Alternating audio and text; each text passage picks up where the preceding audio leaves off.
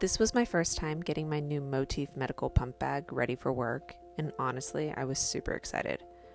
I just got the Motif Luna pump, so I packed both the bottles it comes with and the collection cups, since I wasn't sure which one I'd end up using. I figured I'd bring both and see what worked best for me once I got there. This bag has so many pockets, which makes it super easy to keep everything organized. There's even a spot for wipes and extra pump parts, and I really like that the inside is water resistant and easy to clean.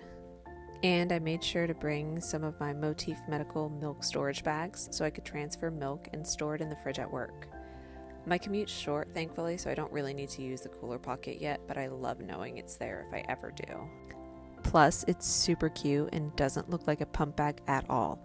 It just makes heading out the door with all my pumping stuff feel less overwhelming.